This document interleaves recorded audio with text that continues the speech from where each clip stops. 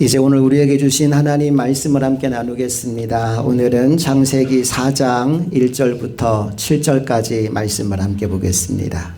아담이 그의 아내 하와와 동침하매 하와가 임신하여 가인을 낳고 이르되 내가 여호와로 말미암아 등남하였다 하니라.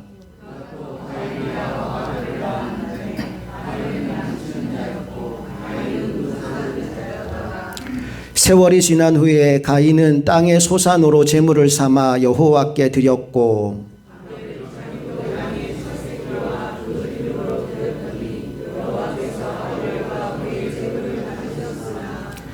가인과 그의 제물은 받지 아니하신지라. 가인이 몹시 분하여 안색이 변하니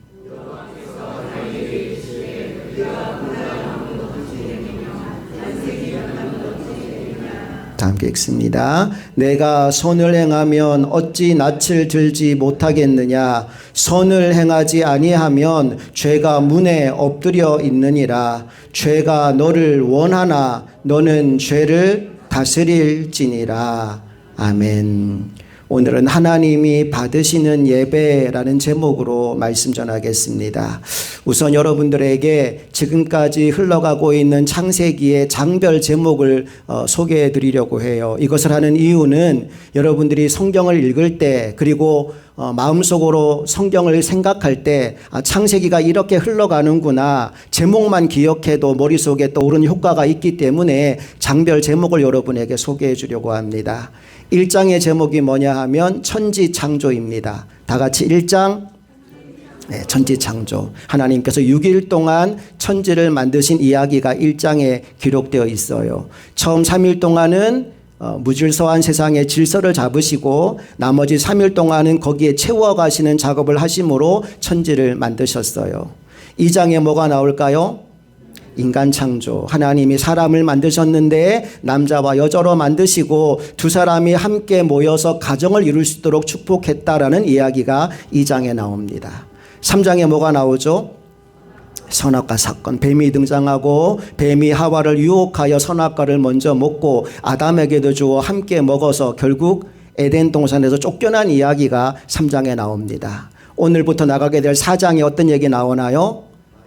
가인이 동생 아벨을 살인한 이야기가 나옵니다. 다시 한번 1장 천지창조, 2장 인간창조, 3장 선악과 사건, 4장 가인 살인, 이렇게 흘러갑니다.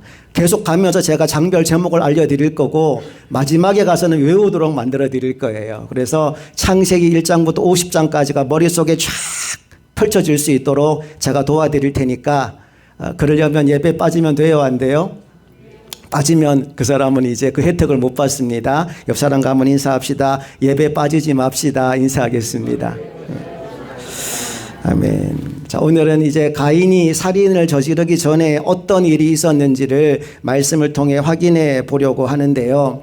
먼저 우리가 앞에서 살펴보았지만 아담과 하와가 선악과를 따먹은 결과로 에덴 동산에서 쫓겨나게 됩니다.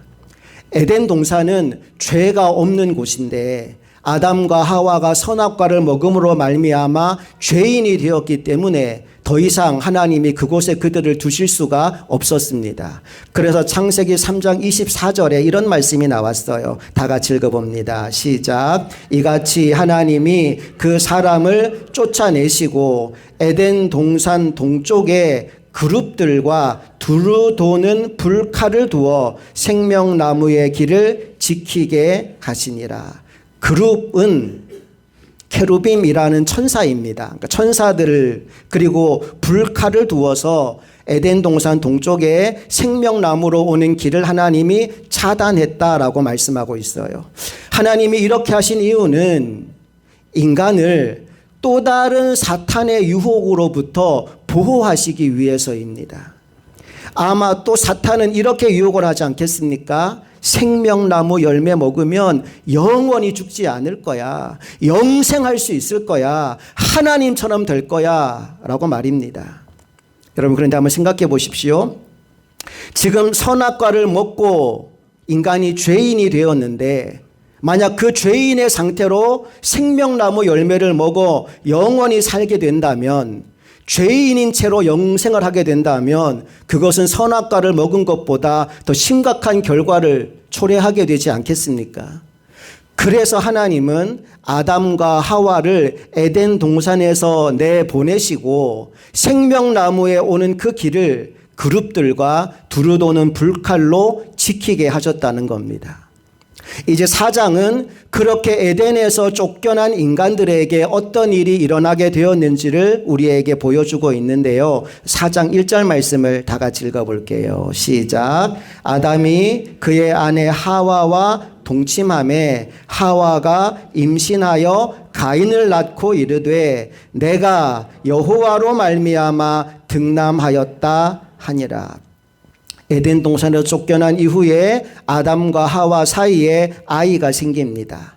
첫 아들을 낳고 그 이름을 가인이라고 짓게 되는데 그 이름의 뜻은 얻었다라는 것입니다. 그리고 말씀을 보니까 하와가 이런 말을 하죠. 내가 여호와로 말미암아 등남하였다. 하나님이 주신 아들이다 라고 얘기합니다. 여러분, 하와가 이렇게 말한 이유가 뭘까요? 여기에 대해 크게 두 가지 해석이 있습니다.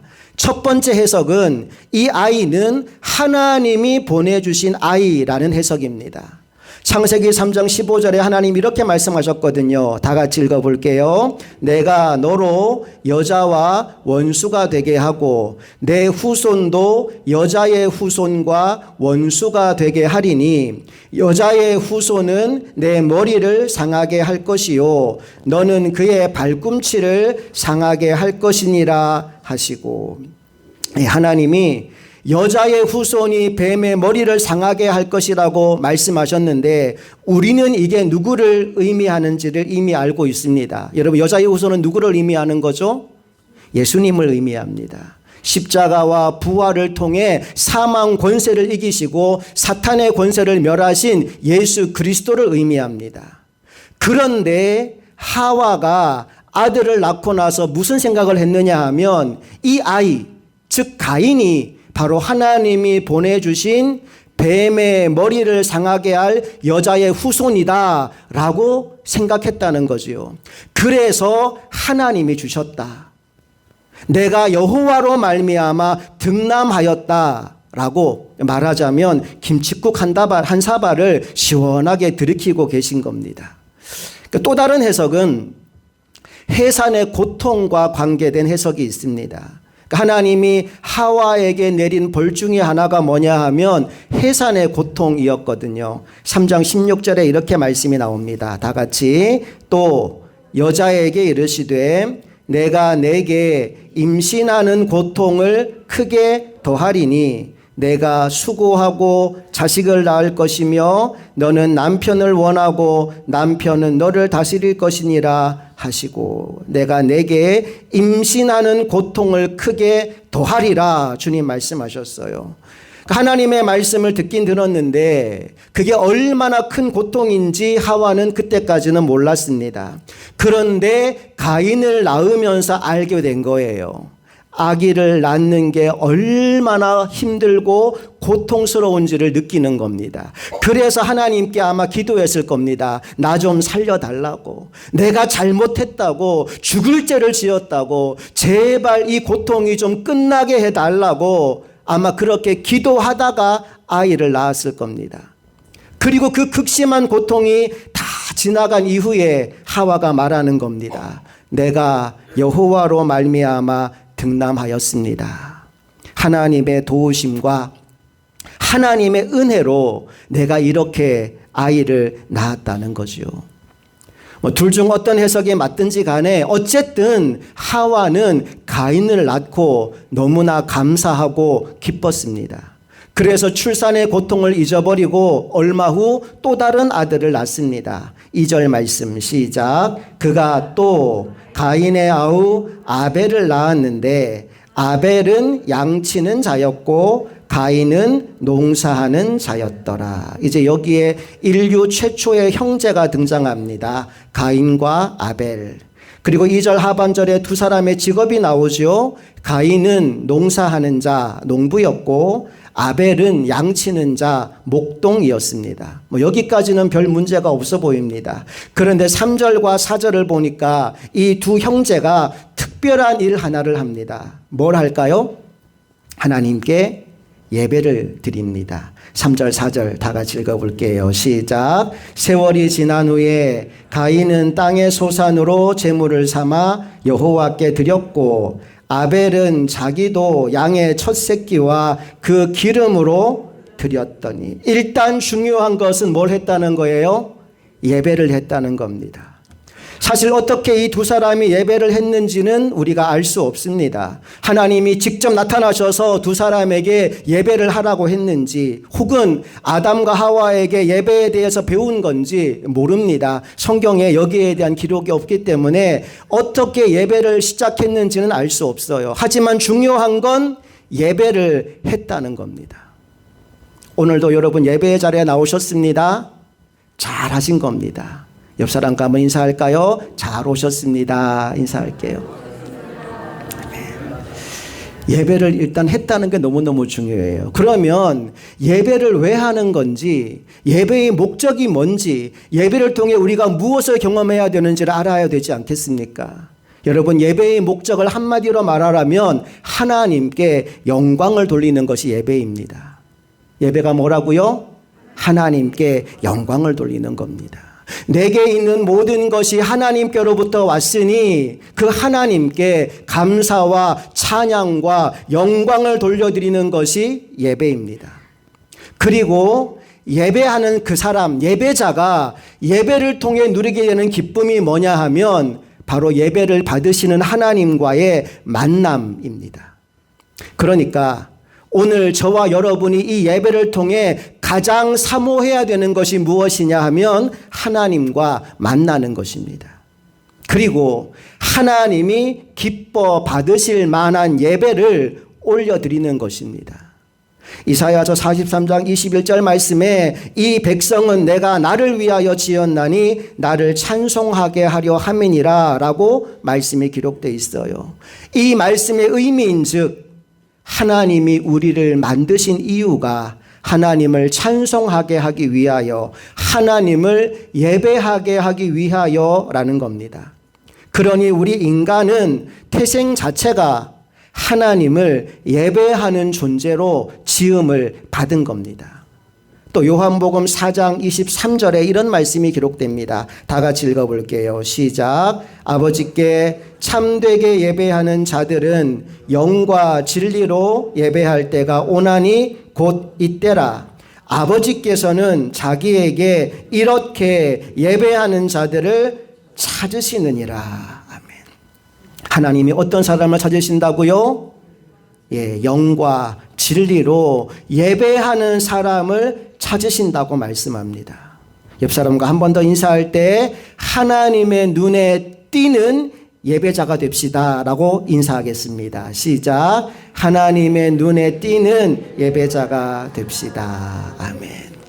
자, 지금 가인과 아벨이 함께 예배를 드리는데 기가 막힌 말씀이 나옵니다. 우리 4절 하반절과 5절 상반절 말씀을 스크린 보면서 다 같이 읽어봅니다. 시작. 여호와께서 아벨과 그의 제물은 받으셨으나 가인과 그의 제물은 받지 아니하신지라. 보십시오. 두 사람이 함께 예배를 했는데 한 사람의 예배는 하나님이 받으시고 다른 한 사람의 예배는 하나님이 받지 않으셨다라고 합니다. 여러분, 이 말씀을 우리가 그냥 지나치면 안 됩니다. 정말 진지하게 고민하고 질문을 던져봐야 됩니다. 어떤 질문이요? 지금까지 내가 10년, 20년 혹은 30년, 40년 교회를 다니면서 예배를 드려오고 있는데 일주일만 해도 새벽 예배, 수요 예배, 금요 예배, 주일 예배 10번 가까이 예배를 드리고 살아오는 사람도 있는데 그 수많은 예배 가운데 하나님이 정말 기뻐 받으신 예배는 과연 얼마나 될까? 단 한 번이라도, 단 한 시간이라도 나는 하나님이 기뻐 받으실 만한 예배를 드려본 적이 있는가? 아니 멀리 갈 필요도 없이 오늘 2024년 12월 8일 흥업교회에서 드리고 있는 지금 나의 이 예배가 과연 하나님이 기뻐 받으실 만한 그런 예배일까? 여러분 고민하고 또 질문해 봐야 됩니다. 그 답이 궁금하다면 일단 먼저 스스로에게 한번 이런 질문을 던져보십시오. 내가 만약 하나님이라면 지금 내가 드리고 있는 이 예배를 과연 받고 싶을까? 여러분 어떠세요? 여러분은 지금 여러분이 드릴 수 있는 최고의 예배를 하나님께 올려드리고 계십니까? 재물이 중요한 게 아닙니다. 가장 먼저 바뀌어야 되는 게 뭐냐? 바로 우리의 마음 자세입니다. 로마서 12장 2절에 이런 말씀이 있어요. 다 같이 읽어볼게요. 시작. 너희는 이 세대를 본받지 말고 오직 마음을 새롭게 함으로 변화를 받아 하나님의 선하시고 기뻐하시고 온전하신 뜻이 무엇인지 분별하도록 하라. 하나님이 기뻐 받으시는 예배를 드리려면 변화를 받아야 돼요. 어떻게 변화를 받는다고요? 마음을 새롭게 함으로 변화를 받아. 먼저 마음이 바뀌어야 됩니다. 4절과 5절 말씀을 다시 보시면 아벨과 그의 제물은 받으셨으나 가인과 그의 제물은 받지 않으셨다라고 나와 있습니다. 제물보다 중요한 게 뭐라는 거예요? 그 제물을 바친 사람이 누구냐? 어떤 마음으로 예배를 하고 있느냐라는 점입니다.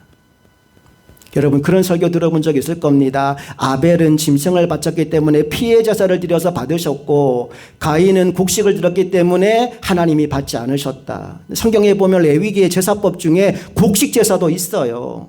곡식 드렸다고 안 받고 양 잡아 드렸다고 받고 이게 아니고 하나님이 먼저 보신 것이 아벨이 어떤 사람이냐, 가인이 어떤 사람이냐, 아벨이 어떤 마음으로 예배하고 있느냐, 가인은 어떤 마음으로 예배하고 있느냐, 그걸 하나님이 먼저 보셨다는 겁니다. 마음이 달라지면 예배하는 태도가 달라집니다. 제가 예전에 부목사로 있던 교회에 예배 때마다 졸던 권사님이 계셨어요. 근데 이분이 성가대예요. 우리는 성가대가 하고 들어가잖아요. 그 교회는 성가대가 강대상 옆에 있어요. 그리고 계단이 높아요. 그러니까 앉아있는 회중들에게 성가대원들이 다 보여요. 문제는 이 권사님이요, 성가대 열심히 하고 앉아서 목사님 설교를 시작하는 순간부터 주무시기 시작해요. 그리고 설교가 끝나면 희한하게 알아차리고 눈을 뜨셔요. 한두 번 그러면 피곤해서 그런가 보다 할 텐데 매주 예배 때마다 그러는 거예요. 그분은 예배 시간, 목사님 설교 시간이 본인의 수면을 보충하는 시간이었던 겁니다. 여러분 매주 예배에 나와서 아름다운 목소리로 성가대 찬양을 하고 있지만 예배 때마다 설교 선포될 때마다 졸고 있는, 아니 주무시고 있는 그 권사님의 예배를 하나님이 받으실 수 있겠습니까? 마음이 달라지면 예배하는 태도가 달라집니다. 몸가짐이 달라지고 자세가 달라지게 됩니다. 그리고 마음이 달라지니까 내가 하나님께 드리는 제물의 수준도 달라지게 됩니다. 그런데 우리의 관심은 어디 있냐 하면요, 제물에 있어요. 누가 얼마를 바쳤대. 우리는 거기에 훨씬 더 관심이 많습니다. 하지만 하나님의 관심은 어디에 있다고요? 사람에게 있어요. 그 사람이 어떤 자세로, 어떤 마음으로 예배하고 있는지에 하나님이 관심이 있어요. 자, 그렇다면 하나님은 어떤 예배를 받고 싶은 걸까요? 한마디로 말하면 단순히 제물만 드리는 예배가 아니라 삶을 드리는 예배를 하나님은 받고 싶어 하십니다. 로마서 12장 1절 다 같이 읽어봅니다. 시작. 그러므로 형제들아, 내가 하나님의 모든 자비하심으로 너희를 권하노니 너희 몸을 하나님이 기뻐하시는 거룩한 산 제물로 드리라. 이는 너희가 드릴 영적 예배니라. 하나님이 진짜 기뻐 받으시는 예배는 우리의 몸을 산 제물로 드리는 예배라고 말합니다. 하나님은 이런 예배를 받고 싶어 하셔요. 그런데 이사야 시대, 예레미야 시대, 말라기 시대, 구약 성경을 보니까 그들 시대에는 이런 예배가 드려지지 않았던 것 같아요. 제물은 풍족했습니다. 하나님께 정말 넘치도록 드렸습니다. 그런데 죄를 버리는 삶의 변화가 없었습니다. 하나님이 이런 예배를 견디지 못하겠다라고 말씀합니다. 이사야서 1장 13절 말씀 다 같이 읽어봅니다. 시작. 헛된 재물을 다시 가져오지 말라. 분향은 내가 가증히 여기는 바요. 월삭과 안식일과 대회로 모이는 것도 그러하니 성회와 아울러 악을 행하는 것을 내가 견디지 못하겠노라. 여러분, 그들이 재물을 적게 드려서 드린 양이 부족해서 하나님 이런 말씀하시는 게 아니에요. 성회와 아울러 악을 행하는 것을, 예배는 드리는데 삶이 변화되지 않는 것을 내가 견디지 못하겠다라고 말씀하는 겁니다. 그들이 얼마나 많은 예물을 드렸는지 한번 보실래요? 1장 11절 말씀으로 가봅니다. 시작. 여호와께서 말씀하시되 너희의 무수한 재물이 내게 무엇이 유익하뇨? 나는 수량의 번제와 살찐 짐승의 기름에 배불렀고 나는 숫송아지나 어린 양이나 숫염소의 피를 기뻐하지 아니하노라. 지금 재물의 양이 부족해서 하나님이 못 견디겠다 이게 아니고, 예배는 드리는데 삶이 변하지 않으니까 내가 그걸 견딜 수 없다라고 말씀하는 거예요. 말라기 1장 10절에 보면 더 기가 막힌 말씀이 나옵니다. 다 같이 읽어봅니다. 시작. 만군의 여호와가 이르노라. 너희가 내 제단 위에 헛되이 불사르지 못하게 하기 위하여 너희 중에 성전문을 닫을 자가 있었으면 좋겠도다. 내가 너희를 기뻐하지 아니하며 너희가 손으로 드리는 것을 받지도 아니하리라. 하나님이 왜 이렇게까지 말씀하신다고요? 하나님이 원하시는 건 단순히 우리가 드리는 제물이 아니기 때문입니다. 하나님은 우리의 마음을 원하십니다. 그러고 보면 아나니아 삽비라 부부가 죽은 이유를 우리가 깨닫게 됩니다. 여러분, 이 부부는요, 하나님께 땅을 팔아 바치고도 죽었습니다.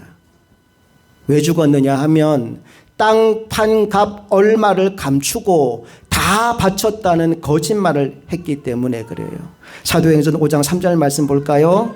다 같이 읽어봅니다. 시작. 베드로가 이르되 아나니아야, 어찌하여 사탄이 내 마음에 가득하여 내가 성령을 속이고 땅값 얼마를 감추었느냐. 하나님께는 다 드리겠다고 공개적으로 선언을 해놓고 막상 땅을 팔고 나니까 욕심이 들어온 거예요. 그래서 부부가 서로 짰습니다. 우리 이거 얼마에 팠는지 아무도 모를 테니까 이 중에 얼마는 감추어 놓고 사람들에게는 다 드렸다고 하자. 그런데 여러분, 그 거짓말의 배후에 누가 있었다고요? 사탄이 있었다고요. 결국 이 어처구니 없는 거짓말 때문에 이 두 부부는 같은 날에 죽음으로 최후를 맞이하게 됩니다. 반면 성경에 보면 이런 여인도 등장합니다. 빵 하나 사 먹으면 끝나는 돈, 성경에 2렙돈이라고 되어 있는데 우리로 친다면 500원짜리 동전 2개 정도의 가치입니다. 그런데 그 돈을 드리고 우리 주님께 최고의 것을 드렸다라고 칭찬받은 여인이 있습니다. 누가복음 21장 2절과 3절 말씀 다 같이 읽어봅니다. 시작. 또 어떤 가난한 과부가 2렙돈 넣는 것을 보시고 이르시되 내가 참으로 너희에게 말하노니 이 가난한 과부가 다른 모든 사람보다 많이 넣었도다. 아마 사람들이 이 소리 듣고 말도 안 된다 그랬을 겁니다. 그 중에는 100만 원 헌금한 사람도 있고 1000만 원 헌금한 사람도 있을지 몰라요. 그런데 1000원짜리 동전 2개 땡그랑 집어넣은 그 사람을 향해서 이 사람이 다른 모든 사람보다 많이 넣었다라고 주님이 말씀하십니다. 왜 이런 말씀을 하셨을까요? 4절에 이렇게 이어집니다. 시작. 저들은 그 풍족한 중에서 헌금을 넣었거니와 이 과부는 그 가난한 중에 자기가 가지고 있는 생활비 전부를 넣었느니라 하시니라. 액수로만 따진다면 아나니아 삽비라 부부가 이 과부보다 훨씬 더 많이 바쳤을 겁니다. 그런데 하나님은 액수를 보시는 게 아니라 그 마음, 그 중심을 보시는 겁니다. 오늘 가인과 아벨도 마찬가지입니다. 여러분, 곡식과 양 중에 무엇이 더 비쌀까요?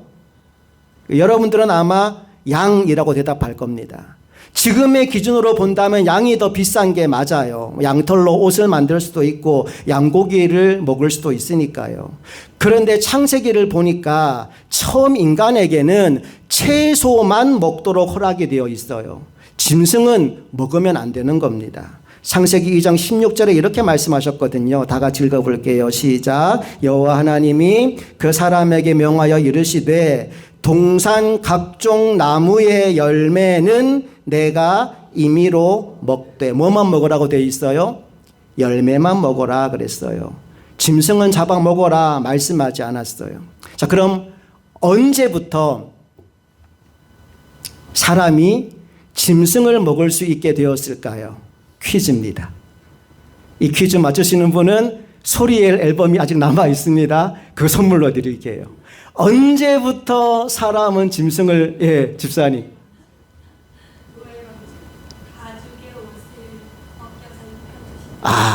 안타깝지만 틀렸습니다. 네, 권사님.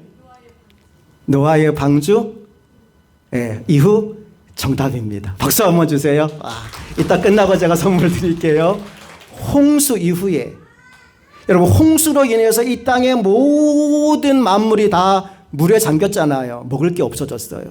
그 이후에 하나님이 사람에게 짐승을 먹도록 허락해 주셨습니다. 창세기 9장 3절에 나오는데요.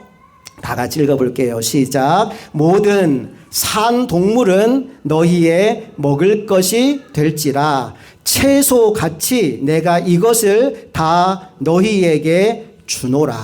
이건 홍수 이후에 노아에게 주신 새로운 명령입니다. 그러니까 가인과 아벨의 시대에는 양을 먹을 수 있어요? 못 먹어요? 못 먹습니다. 그냥 길러서 털을 얻는 게 전부입니다. 자, 그럼 다시 물어볼게요. 그 시대에 곡식이 더 비쌀까요? 양이 더 비쌀까요? 곡식이 더 비쌀 가능성이 큽니다. 이유는 곡식은 먹을 수 있지만 양은 먹을 수가 없기 때문입니다. 그러니까 두 사람이 함께 예배를 드리면서 아마도 가인은 이런 생각을 했을지 몰라요. 내가 더 비싼 걸 하나님께 드리니까 하나님 내 거 받으시겠지? 아벨은 먹지도 못하는 저거 드리는데 하나님이 거들떠 보시기나 하시겠어? 이런 생각을 했을지도 몰라요. 그런데 막상 뚜껑을 열어보니까 달라요.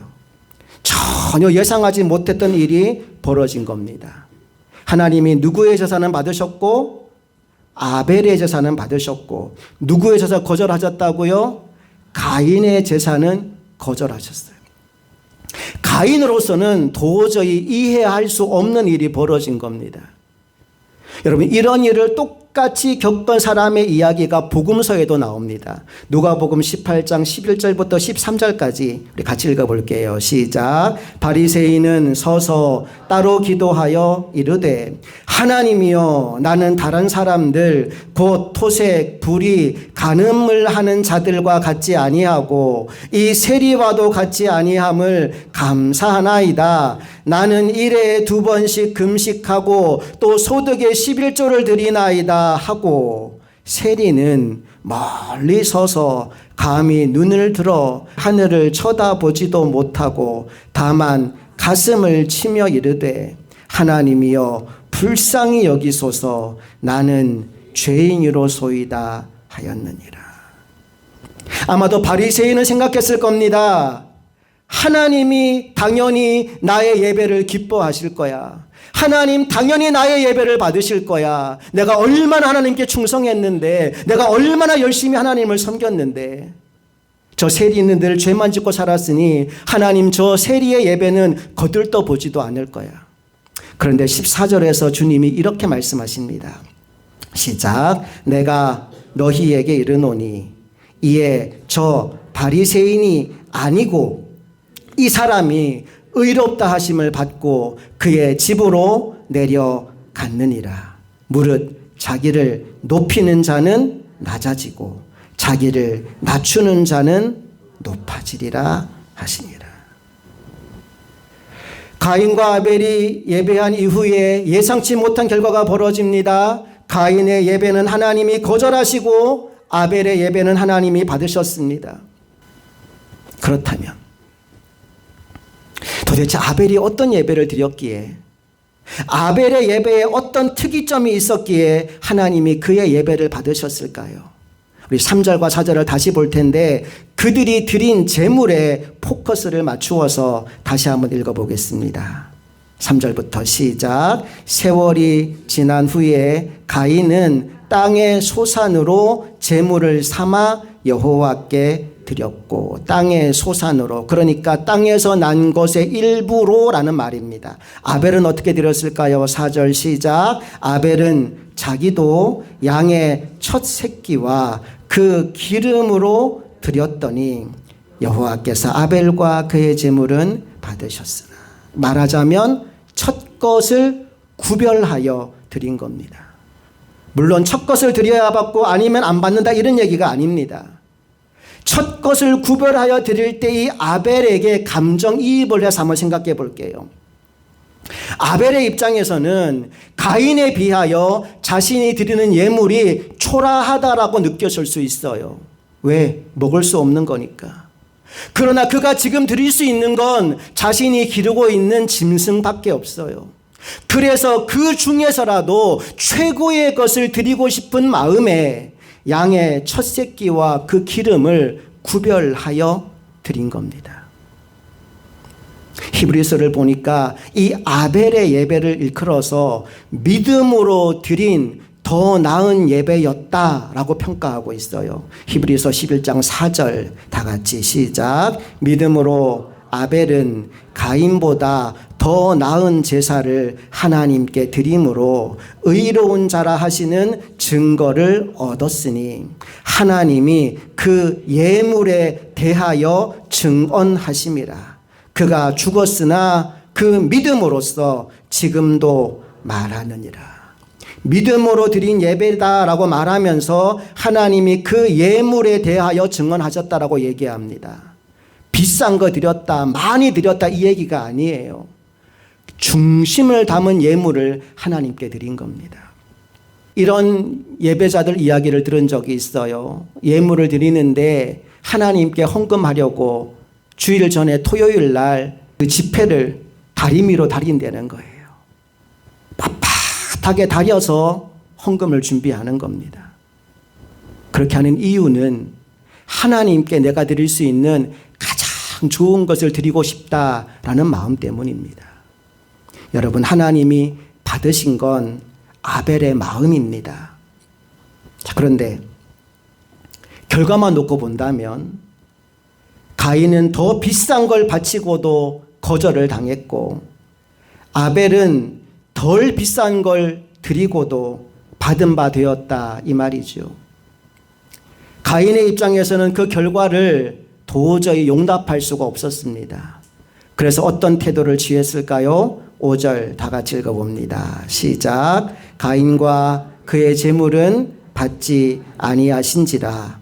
가인이 몹시 분하여 안색이 변하니. 여러분, 가인의 예배에도 문제가 있었지만 더 심각한 문제는 예배 후에 가인이 보여준 바로 이 태도입니다. 마치 이런 것과 같아요. 스승의 날이 되어서 학생들이 선생님께 선물을 드린다고 합시다. 다 자기들 나름대로 정성스럽게 선물을 준비했습니다. 그런데 선생님께서 철수의 선물은 기쁘게 받으시고 영희의 선물은 선생님이 이렇게 보시더니 야, 이건 내가 못 받겠다, 가져가라 하시는 겁니다.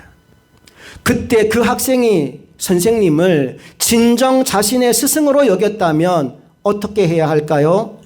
안색이 확 변해야 됩니까? 아니겠죠. 내가 뭘 잘못했을까?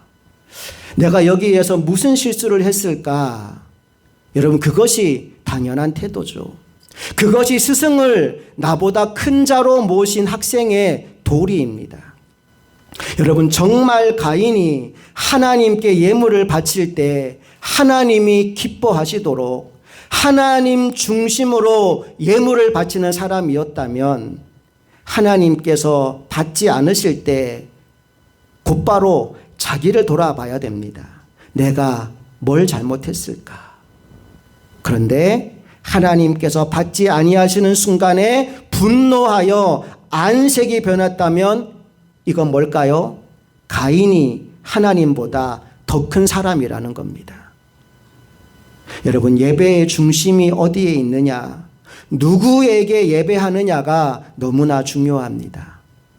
아벨은 하나님 중심으로 하나님이 기뻐하시도록 예배를 드렸다면 가인은 자기 중심으로 자기 편한 대로 예배를 드린 겁니다. 오늘 우리의 예배는 어떠합니까? 혹시 내 귀를 즐겁게 하고 내 마음을 편하게 해주는 말씀을 기대하고 오늘 이 예배의 자리에 나오지는 않으셨습니까? 예배는 나 편하려고 드리는 것이 아니고 하나님을 기쁘시게 하기 위하여 드리는 것인 줄로 믿습니다. 가인의 안색이 변했습니다. 하나님이 그걸 아시고 가인에게 돌이킬 수 있도록 이런 말씀을 주십니다. 6절 7절 시작. 여호와께서 가인에게 이르시되 내가 분하여 함은 어찌 됨이며 안색이 변함은 어찌 됨이냐. 내가 선을 행하면 어찌 낯을 들지 못하겠느냐. 선을 행하지 아니하면 죄가 문에 엎드려 있느니라. 죄가 너를 원하나 너는 죄를 다스릴지니라. 결국 가인의 예배를, 가인의 제물을 하나님이 받지 않으신 이유가 뭐라는 겁니까? 가인이 죄를 품고 있고 또 여전히 죄를 짓고자 하는 마음이 그 속에 있기 때문이라는 겁니다. 제물의 문제가 아니라 그 마음, 그 중심에 문제가 있다라고 말씀하는 거예요. 여기서 죄가 문에 엎드려 있느니라 라고 하는 구절을 오해하시는 분들이 가끔 있더라고요. 여러분, 이 말씀은 죄가 문 앞에 발라당 엎드려져 있다 이 말을 하는 게 아니고, 엎드리다라는 이 단어에 해당되는 히브리어 단어가 라바츠라는 단어인데 그게 무슨 뜻이냐 하면 맹수가 먹잇감을 보고 그걸 집어 삼키려고 풀숲에 웅크리고 있는 상태를 라바츠라고 합니다. 그림 한번 보실래요? 이게 라바츠입니다. 먹잇감을 노려보고 잔뜩 웅크리고 있는 모습, 이게 라바츠예요. 베드로전서 5장 8절에 이런 말씀이 있어요. 근신하라, 깨어라, 너희 대적 마귀가 우는 사자같이 두루다니며 삼킬 자를 찾나니. 이게 라바츠예요. 삼키려고 탁 몸을 웅크리고 기다리고 있는 것.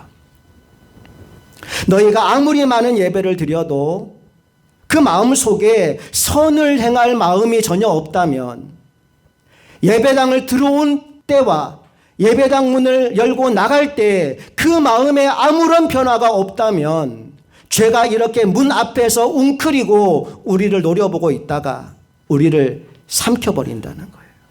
그래서 가인에게 뭐라고 말하는 겁니까?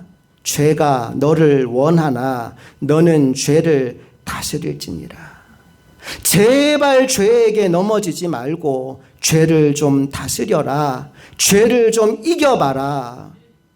여러분, 그런데 가인이 이 말을 알아들었어요? 못 알아들었어요? 못 알아들었어요. 그래서 지 분에 못 이겨서 하나밖에 없는 동생 아벨을 돌로 쳐 죽이는 끔찍한 살인자가 되어버린 겁니다.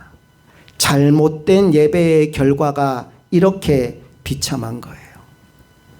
여러분, 오늘 우리의 예배를 한번 돌아봅시다. 우리는 하나님이 기뻐 받으실 만한 예배를 드리는 예배자입니까? 예배를 통해 여러분은 하나님을 만나고 계십니까? 또한 예배를 통해 여러분은 삶의 변화를 경험하고 있습니까? 오늘 예배당 문을 열고 나가면 죄가 그 문 앞에 엎드려 있을 겁니다. 여러분을 삼키려고, 여러분을 무너뜨리려고 여러분을 찔러볼 겁니다. 너 진짜 은혜 받은 거 맞아? 너 진짜 변화된 것 맞아? 여러분을 다시 죄 가운데로 끌고 가려고 온갖 술수를 다 쓸 겁니다. 여러분, 무너지지 맙시다. 예배당 안에서만 예배자가 아니라 예배당 밖 삶의 현장 한 복판에서 진짜 예배자로 살아가는 하나님의 종들이 다 될 수 있기를 소망합니다. 우리 로마서 12장 1절 말씀 한 번 더 읽고 기도하겠습니다. 시작. 그러므로 형제들아, 내가 하나님의 모든 자비하심으로 너희를 권하노니 너희 몸을 하나님이 기뻐하시는 거룩한 산 제물로 드리라. 이는 너희가 드릴 영적 예배니라. 아멘. 기도하시겠습니다. 좋으신 아버지 하나님, 은혜와 사랑을 감사합니다. 오늘 이 예배를 통하여 다시 한번 우리가 하나님께 어떤 예배를 드려야 하는지를 생각하게 하셨으니 감사합니다. 하나님이 찾으시는 예배자, 하나님이 기뻐 받으시는 예배를 올려드리는 하나님의 사람으로 남은 평생을 살아가게 하여 주시옵소서. 지금까지 내가 드려왔던 그 예배와는 전혀 다른 예배, 하나님께서 기뻐 받으실 만한 최고의 예배를 매 시간 매주마다 올려드리는 하나님의 사람 되기를 간절히 소망하며 우리 주 예수 그리스도의 이름으로 기도합니다. 아멘.